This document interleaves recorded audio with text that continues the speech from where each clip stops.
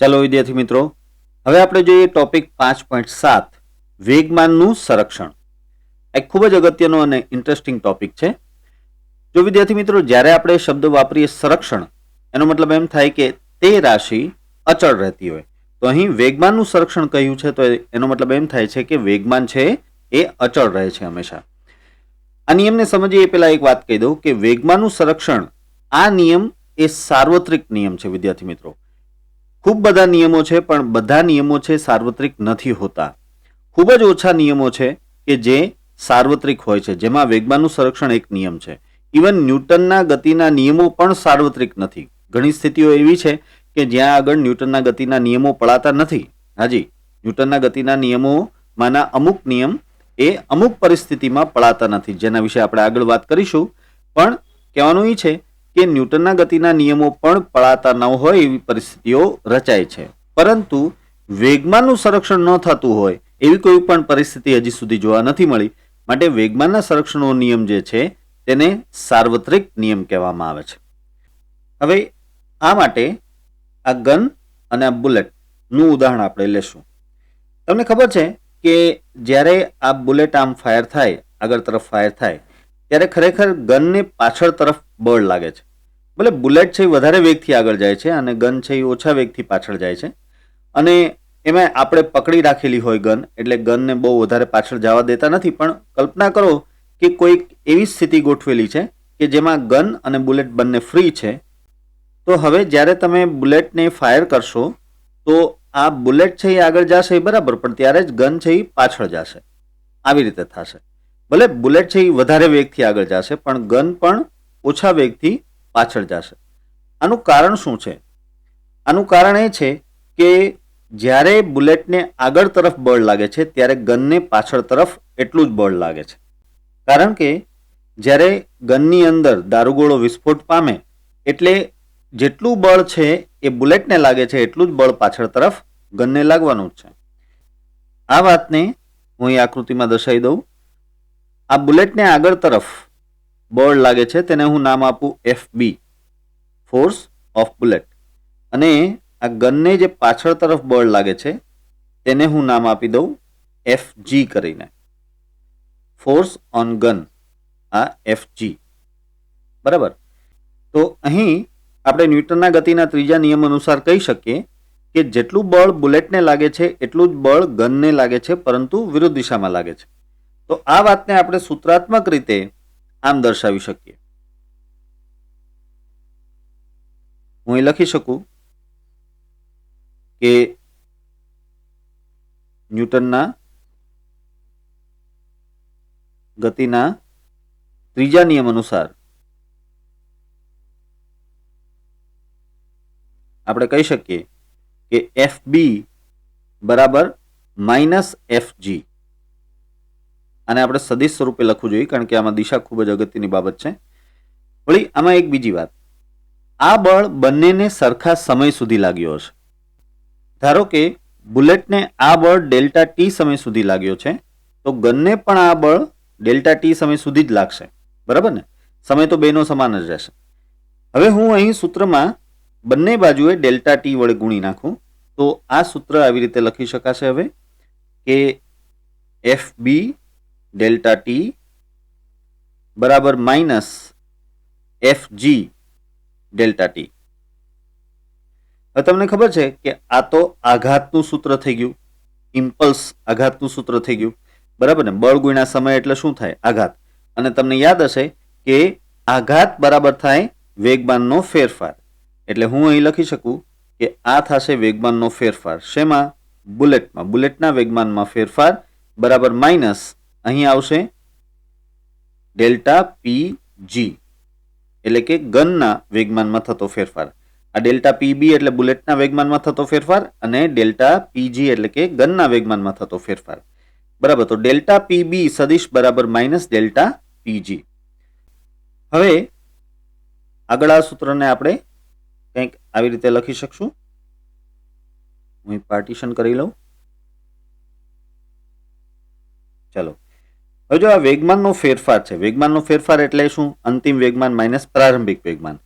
તો પહેલા તો આપણે બુલેટ માટે લખીએ તો અંતિમ વેગમાન ધારો કે PB છે અને પ્રારંભિક વેગમાન તો 0 જ હોય. એ રીતે ગનની બાબતમાં લખીએ તો અંતિમ વેગમાનને નામ આપી દઈએ આપણે PG અને પ્રારંભિક વેગમાન તો 0 જ છે.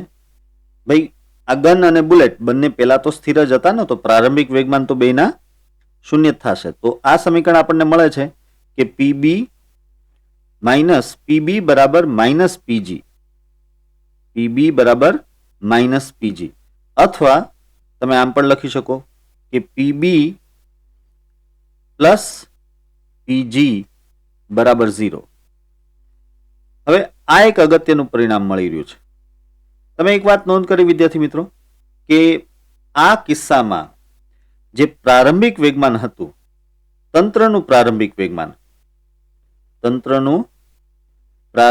વેગમાન, જો હું તંત્ર શબ્દ વાપરું છું, મેં બુલેટ અથવા તો ગનની વાત નથી કરી, મેં તંત્રની વાત કરી. તંત્ર એટલે શું? બુલેટ અને ગન બંને બનીને તંત્ર કહેવાય. આ બંનેનું એક તંત્ર કહેવાય. તો આ આખા તંત્રનું જે પ્રારંભિક વેગમાન હતું તેને આપણે PI નામ આપીએ. જો તેને આપું છું નામ PI, ઇનિશિયલ, પ્રારંભિક એટલે કે ઇનિશિયલ, અને તેના ઉપરથી PI. તો આ PI બરાબર 0 થાય કે નહીં? કારણ કે પ્રારંભમાં તો આ બુલેટ અને આ ગન બંને સ્થિર જ હતા, એટલે પ્રારંભિક વેગમાન આખા તંત્રનું કેટલું થાય? 0. હવે જો અંતિમની વાત કરીએ, તંત્રનું અંતિમ વેગમાન, તો એ કેટલું થશે? એ જ તો આપણને અહીં મળ્યું. તમે જુઓ, આ છે બુલેટનું અંતિમ વેગમાન અને આ છે ગનનું અંતિમ વેગમાન. તો આ પરથી તમે શું લખી શકો છો? આ પરથી આપણે લખી શકીએ કે ભાઈ તંત્રનું અંતિમ વેગમાન, જેને આપણે નામ આપીએ PF, અંતિમ એટલે કે ફાઇનલ, તેના ઉપરથી PF બરાબર થાય 0. તો અહીં આપણે કહી શકીએ કે PF બરાબર 0. હવે આ દેખાવમાં તો એક સિમ્પલ સૂત્ર લાગે છે, પણ એક અગત્યનું પરિણામ છે. તમે જુઓ, આ દર્શાવે છે કે તંત્રનું પ્રારંભિક વેગમાન અને અંતિમ વેગમાન બેય સમાન જ છે, એટલે કે અચળ છે.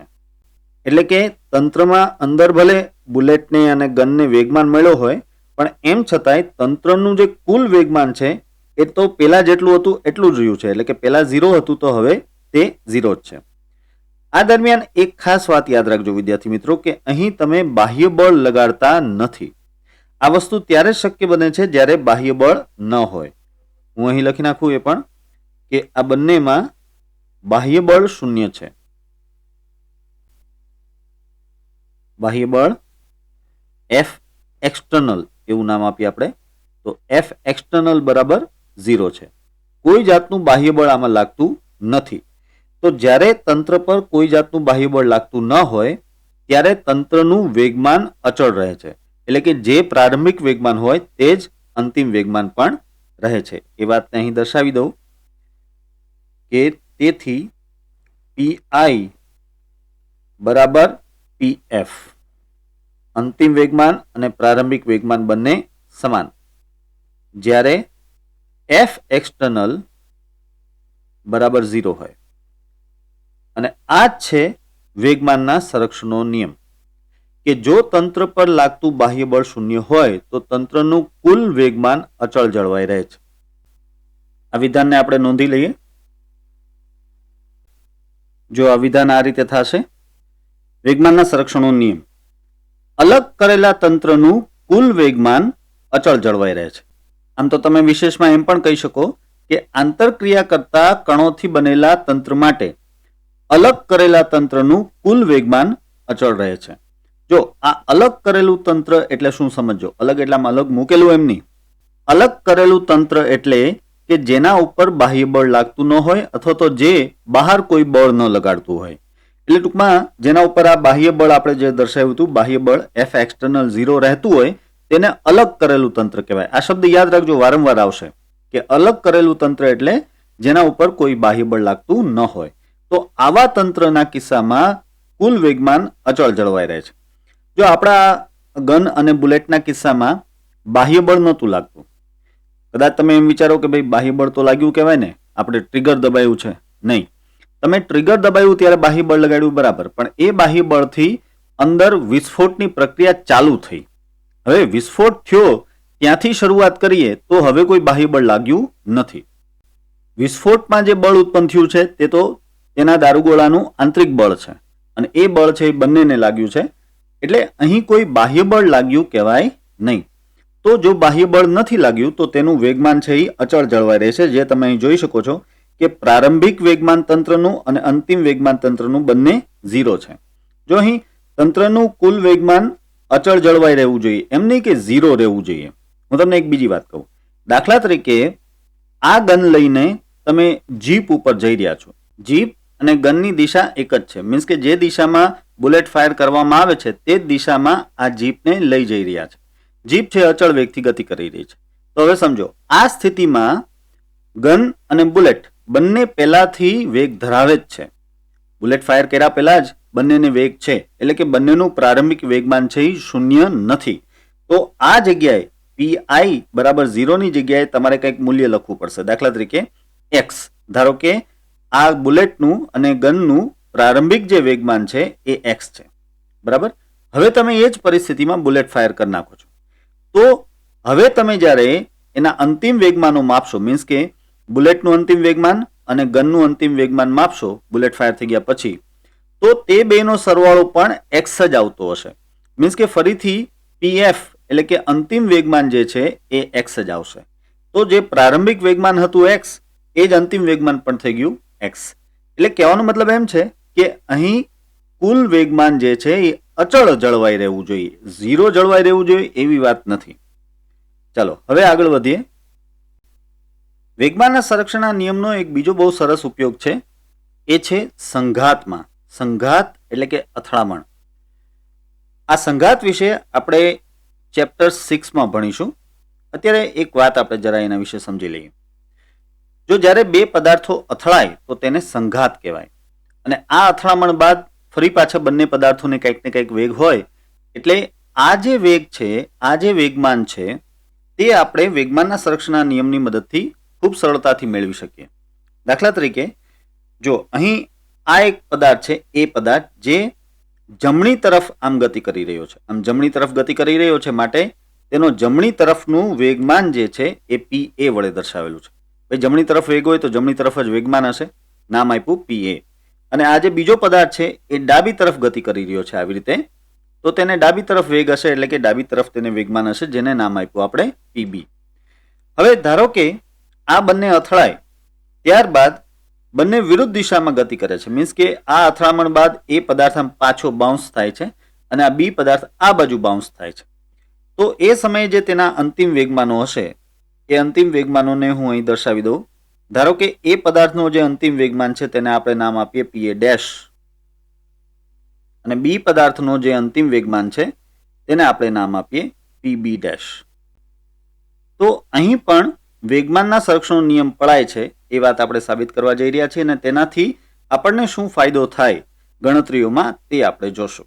ચલો, સૌથી પહેલા જ્યારે અથડામણ થાય છે, આ બંનેની જ્યારે અથડામણ થાય છે ત્યારે સ્વાભાવિક છે કે બંને એકબીજા ઉપર પરસ્પર વિરુદ્ધ દિશાના સમાન મૂલ્યના બળ લગાડશે, બરાબર. એ પદાર્થ બી પદાર્થ ઉપર જે બળ લગાડશે તેટલું જ પણ વિરુદ્ધ દિશાનું બળ બી પદાર્થ એ ઉપર લગાડશે. તો હું કહી શકું કે અહીં ન્યૂટનના ગતિના ત્રીજા નિયમ અનુસાર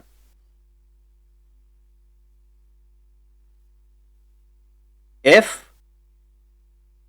એ બી બરાબર થાય માઇનસ એફ બી એ, બરાબર છે.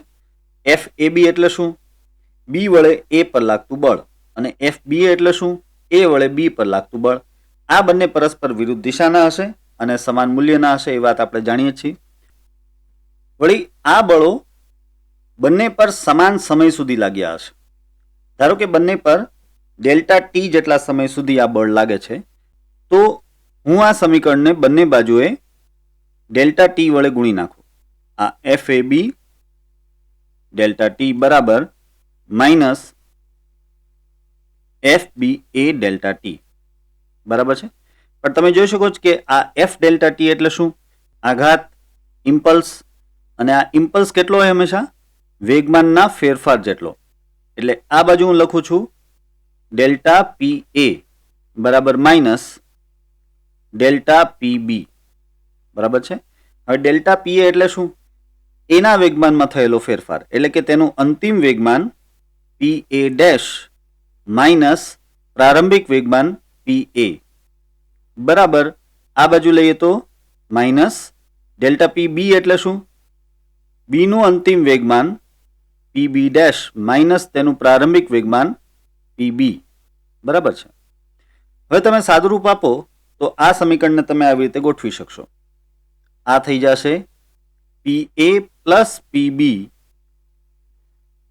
ચકાસી જોજો વિદ્યાર્થી મિત્રો. બરાબર અહીં આવશે P A dash plus P B dash. બરાબર છે. પણ હવે આ પી એ પ્લસ પી બી એટલે શું? બંનેથી બનતા તંત્રનું પ્રારંભિક વેગમાન. કારણ કે આ એનું પ્રારંભિક વેગમાન છે, આ બીનું પ્રારંભિક વેગમાન છે. તો આ તો તંત્રનું પ્રારંભિક વેગમાન થઈ ગયું પી આઈ સદિશ પી આઈ બરાબર. અહીં જમણી બાજુએ P A dash plus P B dash એટલે શું? બંનેનું અંતિમ વેગમાન. એટલે આ જમણી બાજુએ આવશે પી એફ સદિશ પી એફ. તો જુઓ આવી ગયું પાછું વેગમાનના સંરક્ષણના નિયમનું સૂત્ર, એટલે કે પી આઈ બરાબર પી એફ. યાદ રહે કે પી આઈ એટલે તંત્રનું પ્રારંભિક વેગમાન અને પી એફ બરાબર એ તંત્રનું અંતિમ વેગમાન.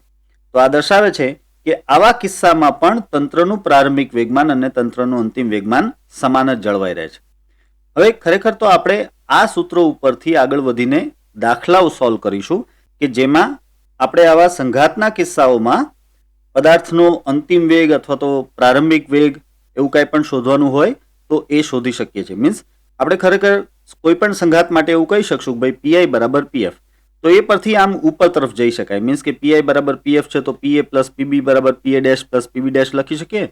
તો આ પરથી તમને કોઈ પણ એક પદાર્થનો અંતિમ વેગ કે પ્રારંભિક વેગ ન ખબર હોય તો એ તમે મેળવી શકશો.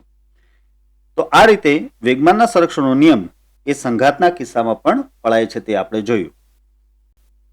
ચાલો જોઈએ હવે ટોપિક 5.8 કણનું સમતુલન. જો કોઈ કણ સમતુલનમાં છે એવું ક્યારે કહી શકાય? જ્યારે તેના ઉપર લાગતું નેટ બાહ્ય બળ એટલે કે ચોખ્ખું બાહ્ય બળ શૂન્ય હોતું હોય. જો આ વિધાન જોઈ લો. જો કણ પર લાગતું ચોખ્ખું બાહ્ય બળ શૂન્ય હોય તો કણ સંતુલનમાં છે તેમ કહેવાય. એટલે જે કણ ઉપર આપણે F બરાબર 0 લખી શકીએ, પરિણામી બાહ્ય બળ F બરાબર 0 લખી શકીએ, તે કણ સંતુલનમાં છે તેમ કહેવાય. પણ હવે જો F બરાબર 0 લખી શકાતું હોય તો ન્યૂટનના ગતિના પહેલા નિયમ ઉપરથી આપણે કહી શકીએ કે આવો કણ સ્થિર હોય તો સ્થિર પડ્યો રહે અને જો અચળ વેગથી ગતિ કરતો હોય તો તે અચળ વેગથી પોતાની ગતિ ચાલુ રાખે. એટલે આ વાત પણ આપણે નોંધી લઈએ કે આ સ્થિતિમાં એટલે કે કણોનું સંતુલન હોય તો તે સ્થિતિમાં કણ સ્થિર હોય અથવા નિયમિત ગતિ કરતો હોય. તો હવે આ પરથી આપણે એમ પણ કહી શકીએ કે જો કોઈ કણ સ્થિર હોય અથવા તો કોઈ કણ નિયમિત ગતિ કરતો હોય, અચળ વેગથી ગતિ કરતો હોય તો તે કણ સંતુલનમાં જ હોય. એટલે કે તેના ઉપર લાગતું ચોખ્ખું બાહ્ય બળ શૂન્ય જ હોય. કણ જ્યારે સંતુલનમાં હોય ત્યારે તેનું સમીકરણ કઈ રીતે લખી શકાય એ વાત સમજીએ.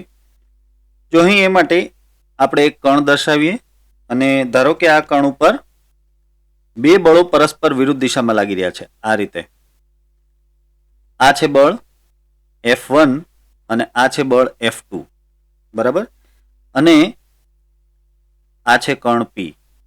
હવે જો આ કણ સંતુલનમાં હોય તો અહીં આપણે કહી શકીએ કે સંતુલન માટે જરૂરી છે કે F1 બરાબર -F2 થાય તો સંતુલન થાય ને. બંને બળો પરસ્પર વિરુદ્ધ દિશામાં અને સમાન મૂલ્યના હોય તો જ સંતુલન રચાય. બરાબર. હવે આ પરથી આપણે આમ લખી શકીએ કે સદિશ F1 પ્લસ સદિશ F2 બરાબર 0. તો જ્યારે કણોનું સંતુલન હોય ત્યારે તેના ઉપર લાગતા બધા જ બાહ્ય બળોનો કુલ સરવાળો શૂન્ય હોય. હવે અહીં આપણે એવો કિસ્સો જોયો કે જેમાં બે બળો લાગે છે, પણ ધારો કે 3 બળો લાગતા હોય અને એ પણ આ રીતે લાગતા હોય. હું જરા આકૃતિ દર્શાવી દઉં પહેલા. જો આ છે ધારો કે બળ F1 એ આ કણ ઉપર લાગી રહ્યું છે અને આ તરફ ધારો કે છે F2 અને આ તરફ આમ ધારો કે છે બળ F3, બરાબર. અને આ ત્રણેય બળો અત્યારે આ કણ P ઉપર લાગી રહ્યા છે. હવે જો આ કણ આ ત્રણેય બળો લાગવા છતાં સંતુલનમાં હોય તો ખરેખર શું થશે કે આ F2 અને F3 નો જે પરિણામી બળ છે ને એ F1 જેટલો અને તેની બરાબર વિરુદ્ધ દિશામાં આવશે. આ વાતને આપણે સમજવા માટે જરા સબાચકો દોરી લઈએ. જો આ સબાચકો તૈયાર થઈ ગયો અને હવે આ છે F2 અને F3 નો પરિણામી બળ. એટલે હું અહીં લખી નાખું કે આ બળ છે F2 પ્લસ F3 છે, બરાબર. તો કહેવાનો અર્થ એ છે કે અહીં આ F2 અને F3 નું પરિણામી બળ એટલે કે F2 પ્લસ F3 એ બરાબર F1 જેટલો જ પરંતુ વિરુદ્ધ દિશામાં છે અને માટે આ બધાનો સરવાળો છે એ શૂન્ય થઈ જાય છે અને તેથી આ જે કણ છે એ સંતુલનમાં હશે કારણ કે અહીં પરિણામી બળ છે એ શૂન્ય થાય છે. અહીં હું લખી શકું કે પરિણામી બળ F બરાબર થશે 0. એટલે કે તમે કહી શકો કે અહીં F1 plus F2 plus F3 બરાબર થાય 0. અહીં એક બીજી ઇન્ટરેસ્ટિંગ વાત એ છે કે જેના આધારે તમે કણોનું સંતુલન છે કે નહીં તે ચકાસી શકો કે જ્યારે તમે ત્રણ બળો માટે F1 plus F2 plus F3 બરાબર 0 લખી શકતા હો ત્યારે આ ત્રણેય બળના સદિશો વડે એક ત્રિકોણ કમ્પ્લીટ ત્રિકોણ બનતો હોય. હું શું કહેવા માંગુ છું સમજાવું. દાખલા તરીકે જો હું પહેલા અહીં લઈ લઉં આ F2 જેવો સદિશ F2 જોતા જાજો. ત્યારબાદ F2 પરથી આ હું દોરી દઉં છું F3 જેવો સદિશ F3, બરાબર છે. તો હવે આ જે સદિશ બનશે આ બાજુ એ બનશે F1. તો જોયું આ ત્રણેય સદિશો વડે એક ત્રિકોણ કમ્પ્લીટ થઈ રહ્યો છે, ત્રિકોણ બની રહ્યો છે. તો કહેવાનો અર્થ એ છે કે જ્યારે આ ત્રણેય બળના સદિશોનો સરવાળો શૂન્ય થતો હોય એટલે કે કણ સંતુલનમાં હોય ત્યારે તેના પર લાગતા ત્રણેય બળો વડે એક ત્રિકોણ બની શકતો હોય. અહીં આપણે કહી શકીએ કે F2 plus F3 plus F1 બરાબર 0 થાય છે કારણ કે આ F1 નો શીર્ષ એ F2 ના પુચ્છ ઉપર આવી ગયો એટલે આ ત્રણેયનો સરવાળો શૂન્ય થઈ ગયો કહેવાય. અને જો એ સરવાળો શૂન્ય છે તો જ આ સંતુલન છે. ચલો અહીં એક બીજી વાત કે જ્યારે F1 plus F2 plus F3 બરાબર 0 થતું હોય તો તેના ઘટકોનો સરવાળો પણ 0 થતો હોય એટલે કે F1x plus F2x plus F3x બરાબર પણ 0 થાય. y ઘટકમાં પણ F1y plus F2y plus F3y બરાબર પણ 0 થાય અને એ જ રીતે z ઘટકમાં પણ F1z plus F2z plus F3z બરાબર પણ 0 થાય. એટલે કણોનું સંતુલન જ્યારે સદિશ સ્વરૂપે દર્શાવી શકાતું હોય ત્યારે તેને તમે ઘટક સ્વરૂપે પણ દર્શાવી શકો અને ઘટક સ્વરૂપે પણ તમને એ જ પરિણામ મળતું હોય. અહીં આપણે 2 બળો અને 3 બળો માટે સંતુલનની વાત કરી પણ આ વાત વ્યાપક છે. તમે વ્યાપક રીતે ગમે તેટલા બળો માટે આ બાબત લખી શકો કે વ્યાપક રીતે n બળો માટે આપણે આમ કહી શકીએ કે ભાઈ સદિશ F1 પ્લસ સદિશ F2 plus up to plus Fn બરાબર થાય 0. ચલો હવે જોઈએ ઉદાહરણ 5.6. આ આકૃતિ જુઓ. જો અહીં આ આકૃતિમાં એક ઉપર આધાર પરથી એક દોરી બાંધેલી છે ને દોરીને છેડે આ એક પદાર્થ લટકાવેલો છે, બરાબર. અને એ દરમિયાન દોરીના આ બિંદુ P પર આ દિશામાં બળ લગાડેલું છે. તો આ વાતને સમજો. 6 કિલોગ્રામ દળને છતથી 2 મીટર લંબાઈના દોરડા વડે લટકાવેલ છે. આ છત પરથી ટોટલ 2 મીટર લંબાઈનું દોરડું છે અને આ 6 કિલોગ્રામ દળ છે એ લટકાવેલ છે. દોરડાના મધ્યબિંદુ P પર, આ P છે મધ્યબિંદુ છે, તેના પર 50 ન્યૂટનનું એક બળ સમક્ષિતિજ દિશામાં લગાડવામાં આવે છે. સંતુલન સ્થિતિમાં દોરડું ઉર્ધ્વ દિશા સાથે કેટલો ખૂણો બનાવશે? અત્યારે આમ બળ લગાડી રાખ્યું છે એટલે આ ભાગ આમ ખેંચાયેલો છે. ખરેખર તો દોરડું આમ હોય ને, આમ સીધું, પણ અત્યારે વચ્ચે આ બિંદુ પાસે બળ લગાડ્યું છે એટલે આ ભાગ આમ ખેંચાયેલો છે, તો અહીં કંઈક ખૂણો બને છે. આ ખૂણો કેટલો છે તે તમારે શોધવાનો છે. અહીં દોરડાનું દળ અવગણવાનું છે અને જીનું મૂલ્ય છે 10 મીટર પ્રતિ સેકન્ડ સ્ક્વેર લેવાનું છે. હવે જો વિદ્યાર્થી મિત્રો, આ જે બિંદુ છે, બિંદુ P, આ બિંદુ P એક સંતુલન સ્થિતિમાં છે. આ બિંદુ P ને આપણે એક કણ માનીએ તો અત્યારે આ કણ સંતુલનમાં છે. આ કણ P અત્યારે કોઈ જાતની ગતિ કરતો નથી, માટે તે સ્થિર છે, તો તે સંતુલનમાં છે. હવે જો સંતુલનમાં છે તો તેના ઉપર લાગતા બધા જ બળોનો સરવાળો શૂન્ય થશે.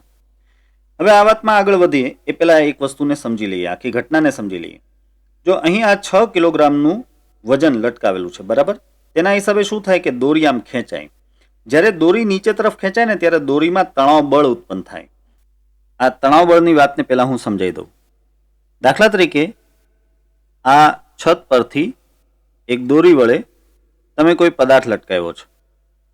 આ પદાર્થ છે m દળનો, તો સ્વાભાવિક છે કે તેને નીચે તરફ જે વજન બળ લાગશે એ વજન બળ W બરાબર શું લખી શકાય? mg, બરાબર. તો આ mg જેટલું બળ આ પદાર્થને નીચે તરફ લાગે છે. હવે આ બળને લીધે આ દોરી ખેંચાશે. હવે જ્યારે દોરી ખેંચાય ત્યારે દોરીમાં તેની સ્થિતિસ્થાપકતાને લીધે એક સામું બળ ઉત્પન્ન થાય, જેને કહેવાય છે તણાવ બળ. આ તણાવ બળ જે છે એ તમે દોરીના કોઈ પણ બિંદુએ દોરી શકો અને બંને બાજુએ દોરી શકો. આ વાત રિપીટ કરી દઉં કે તણાવ બળ તમે દોરીના કોઈ પણ બિંદુએ દોરી શકો અને બંને બાજુએ દોરી શકો. સ્વાભાવિક છે કે તમે આ દોરીમાં ગમે ત્યાં જશો તો દોરી ગમે તે બિંદુએ ખેંચાયેલી જશે, તણાયેલી જશે. એટલે તણાવ બળ છે એ દરેક બિંદુએ હોય અને બંને બાજુ હોય.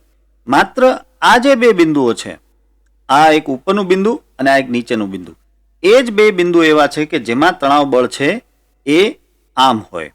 જો આ નીચેના બિંદુએ તણાવ બળ આમ ઉપર તરફ હોય અને આ ઉપરના બિંદુએ તણાવ બળ આમ નીચે તરફ હોય. આ તણાવ બળને કેપિટલ T કહેવામાં આવે છે. તણાવ બળને અંગ્રેજીમાં ટેન્શન કહેવાય ને, તે પરથી કેપિટલ T કહેવામાં આવે છે. અત્યારે બહુ સ્પષ્ટ વાત છે કે આ T બરાબર mg જ થશે. જો આ દોરી પર આ mg જેટલું બળ લાગે છે, તેથી જે તણાવ બળ ઉત્પન્ન થશે, તણાવ બળ એક જાતનું પુનઃસ્થાપક બળ જ છે. તો તમે જેટલું બળ લગાડો એટલું જ પુનઃસ્થાપક બળ ઉત્પન્ન થાય. જો રબર બેન્ડ હોય, રબર બેન્ડને તમે ખેંચો અને તેમાં 10 ન્યૂટનનું બળ લગાડો તો રબર બેન્ડ તમને સામું કેટલું બળ લગાડે? 10 ન્યૂટનનું. એ જ વાત આ દોરીમાં પણ લાગુ પડે. યાદ રાખજો કે દોરી પણ સ્થિતિસ્થાપક હોય છે. ઇવન અહીં તાર લીધેલો હોય ને, તાર, સ્ટીલનો તાર, તો સ્ટીલના તારમાં પણ તણાવ બળ તો ઉત્પન્ન થતું જ હોય, કારણ કે સ્ટીલનો તાર પણ સ્થિતિસ્થાપક જ હોય, બરાબર. એટલે એ તણાવ બળ T જે છે અત્યારે mg જેટલો જ હશે. આ વાત ક્લિયર થઈ? બીજી એક વાત કહી દઉં કે આ તણાવ બળ જો મારે વચ્ચેના કોઈ બિંદુએ બતાવવું હોય, દાખલા તરીકે અહીં આ બિંદુએ બતાવવું હોય તો હું અહીં પણ બતાવી શકું. અહીં આમ ઉપર તરફ અને અહીં નીચે તરફ, એમ બંને બાજુએ હું તણાવ બળ T બતાવી શકું. હું અહીં લખી નાખું, આ છે તણાવ બળ T, આ પણ તણાવ બળ T. કારણ કે આઘાત અને પ્રત્યાઘાત સરખા હોય છે. ક્રિયાબળ અને પ્રતિક્રિયાબળ સરખા મૂલ્યના અને વિરુદ્ધ દિશાના હોય છે. તો અત્યારે આ બિંદુની વાત કરીએ તો આ બિંદુ પર એક તરફ લાગે છે એ બળ ક્રિયાબળ, તો બીજી બાજુ લાગે છે પ્રતિક્રિયાબળ, બરાબર. અથવા આને તમે ક્રિયાબળ કહો તો આ છે પ્રતિક્રિયાબળ. તો આ વાત મેં તમને સમજાવી માત્ર અને માત્ર તણાવ બળ વિશે. હવે આપણા દાખલા ઉપર આવીએ.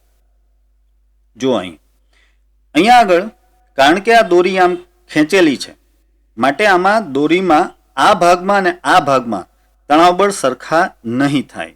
આ વાત પણ સમજો. કારણ કે આ બિંદુ P પાસે એક વધારાનું બળ ઉમેરાઈ ગયું, માટે આ ભાગમાં જે તણાવ બળ છે અને આ ભાગમાં જે તણાવ બળ છે તે સરખા નહીં હોય, તે જુદા હશે. હવે આ વાતને હું તમને આકૃતિ દ્વારા ડિટેલમાં સમજાવું. જો આ થઈ ગઈ છત અને આ છત પરથી આ રીતે દોરી લટકાવીને તેના મધ્ય બિંદુ ઉપર બળ લગાડેલું છે. અહીં નીચે આ છે એમ દળનો પદાર્થ અને તેથી તેમાં નીચે તરફ જે બળ લાગતું હશે એ હશે W બરાબર mg. બરાબર. અને આ બિંદુને હું દર્શાવી દઉં અહીં P બિંદુ. તો હવે આ P બિંદુથી અહીં નીચે તરફ જે તણાવ બળ લાગે છે તેને આપણે નામ આપીએ T2. તો અહીં પણ એ બળ થશે T2. એવી રીતે આ P બિંદુથી આ તરફ જે તણાવ બળ લાગે છે તેને નામ આપીએ આપણે T1. તો અહીં પણ થશે તણાવ બળ T1. જો આ વાતને સમજો, દોરીના આ ભાગમાં બધે જ તણાવ બળ સરખું લાગશે કારણ કે અહીં વચ્ચે બીજું કોઈ બળ ઉમેરાતું નથી. અને એ જ રીતે દોરીના આ ભાગમાં પણ તણાવ બળ બધે જ સરખું હશે, જે T2 વડે દર્શાવ્યું છે, કારણ કે અહીં પણ વચ્ચે કોઈ બળ લાગતું નથી. માત્ર P બિંદુએ એક બળ આ દિશામાં લાગતું હોવાના હિસાબે, જે 50 ન્યૂટનનું છે તે લાગતું હોવાના હિસાબે ઉપરના અને નીચેના તણાવ બળો છે એ જુદા થશે. બરાબર છે. આ આકૃતિ એટલી ક્લિયર છે. અત્યારે આપણે આ બિંદુ P પર 50 ન્યૂટનનું બળ જમણી બાજુએ લગાવી રહ્યા છે. જો હવે અહીં આપણે T1 ના બે ઘટક લઈ શકશું. આ જે T1 છે ને તેના બે ઘટક મળશે, એક ઉપર તરફ અને એક આ તરફ. તો હવે હું આકૃતિ દોરું તો આમ આવશે. એક ઘટક હું આ બાજુ દર્શાવું છું, તે થશે T1 cos થીટા. બરાબર. અહીં જે ખૂણો છે એ છે થીટા અને તેથી આ બનશે તેનો પાસેની બાજુનો ઘટક એટલે કે T1 cos થીટા અને આ બનશે તેની સામેની બાજુનો ઘટક એટલે કે T1 sin થીટા. તો અહીં હું લખી નાખું T1 sin થીટા. બરાબર. હવે માત્ર આ ભાગ ઉપર ધ્યાન આપો. આ ભાગમાં જે બળો લાગી રહ્યા છે 4 બળો, એ બળોને હું ફરીથી દર્શાવવા માંગુ છું કે જેથી કરીને તમને બળોનું સંતુલન એકદમ સ્પષ્ટ સમજાઈ જશે. જો આ બિંદુ P પર જમણી બાજુએ જે બળ લાગી રહ્યું છે તે છે 50 ન્યૂટનનું અને ત્યાં ડાબી બાજુએ જે બળ લાગી રહ્યું છે એ તમે જોઈ શકો છો T1 sin થીટા અને ઉપર તરફ જે બળ લાગી રહ્યું છે એ છે T1 cos થીટા અને નીચે તરફ જે બળ લાગી રહ્યું છે તે છે T2. બરાબર છે. આ 4 બળો લાગી રહ્યા છે. જોજો હવે તમારે આ બળ એટલે કે T1 લેવાનો રહેતો નથી કારણ કે તમે T1 ના બે ઘટક T1 cos થીટા અને T1 sin થીટા લઈ લીધા ઓલરેડી. તો હવે પાછો T1 ન લખાય. યા તો તમે ખુદ બળ લ્યો અથવા તો તેના બે ઘટક લ્યો. બંને લેશો તો એ બળ ડબલ થઈ જશે. તો અહીં તમે જોઈ શકો છો કે 4 જ બળો આ બિંદુ ઉપર લાગી રહ્યા છે અને આ 4 બળો હોવા છતાં આ બિંદુ સંતુલનમાં છે.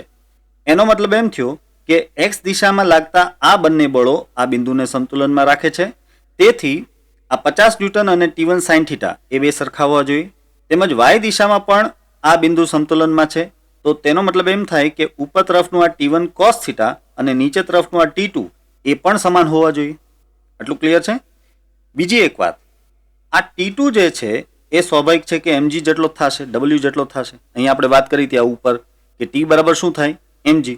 તો અહીં જે આ T2 છે એ કેટલો થશે mg જેટલો થશે. આ વાતને યાદ રાખીને આપણે આગળ વધીએ.